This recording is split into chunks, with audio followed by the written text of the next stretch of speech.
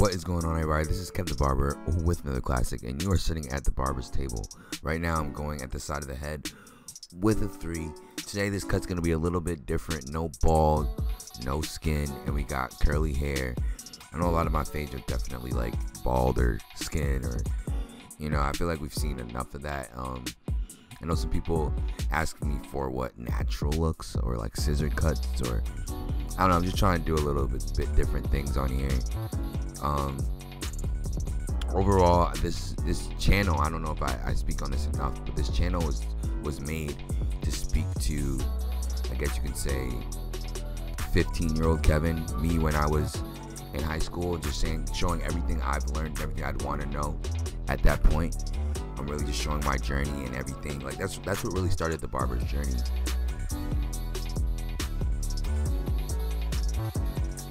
Really just me sharing everything I've been learning and just connecting like that. The Barber's Table started in college.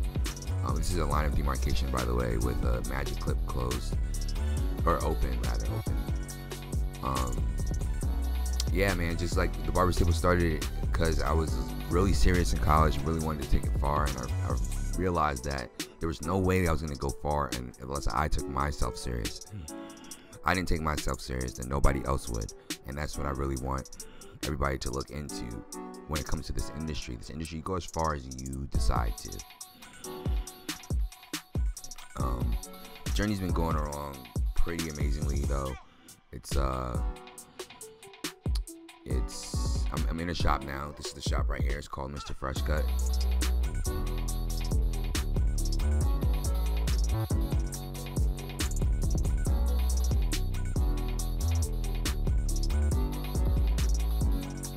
It seems I was going half. I was halfway. Now I'm open.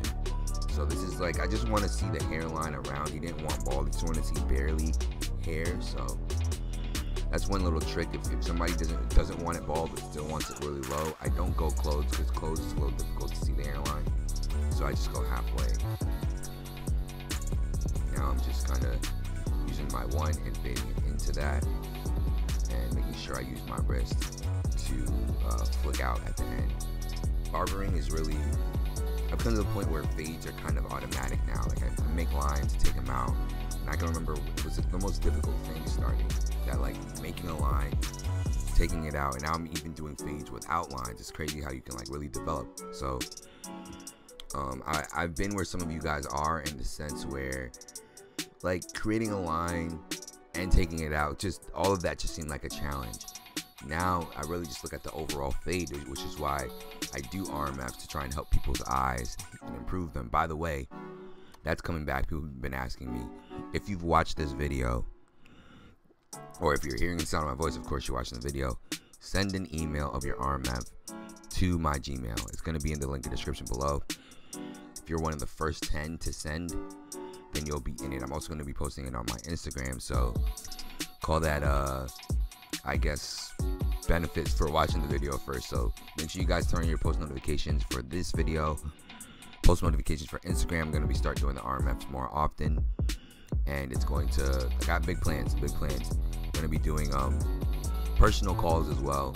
I did do a video a while back asking you guys if you're interested in doing like one-on-one calls, talking with you on your haircuts and improving your business and things like that. That's something I'm going to be bringing up in the works, the Barber's Table.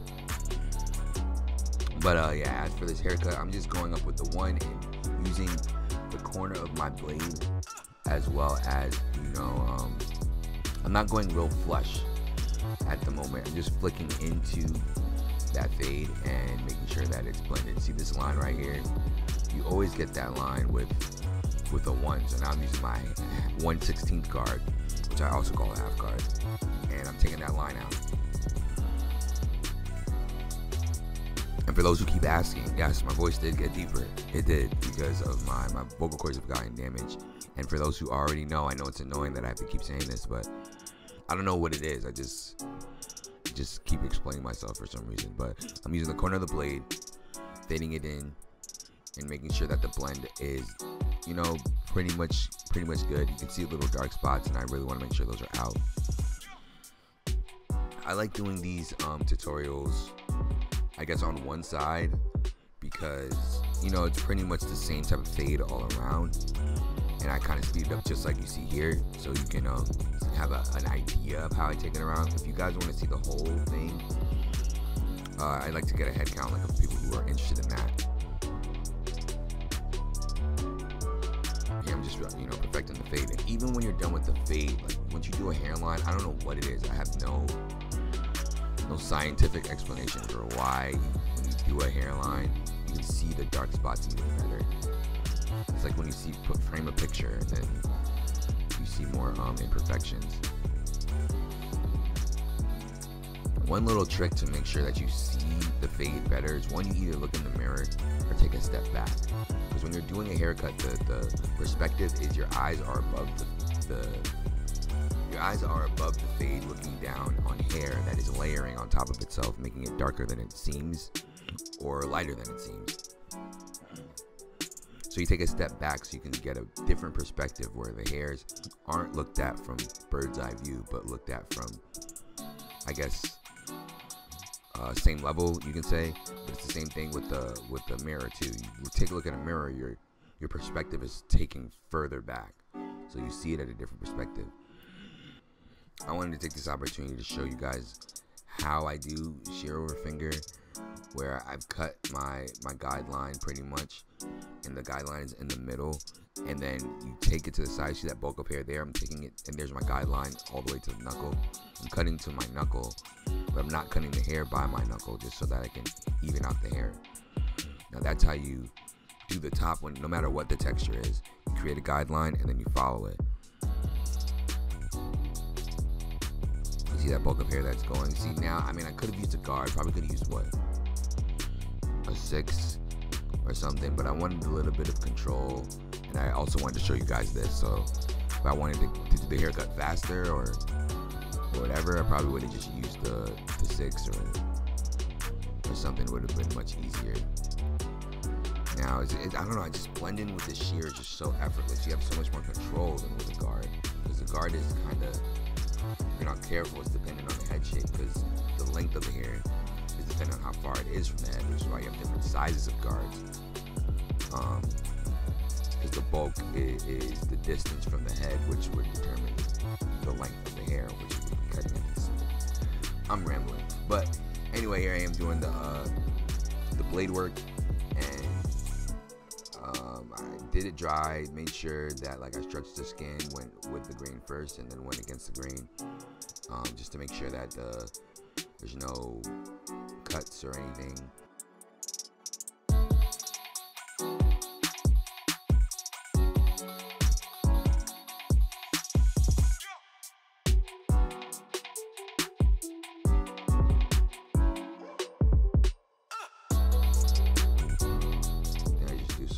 Shear over comb work just to blend the sides with the top. A lot of fades I see in Rate My Fade is like people fade the side and they cut the top, but they don't connect the two, and then that's really what gets that bulky line on the side.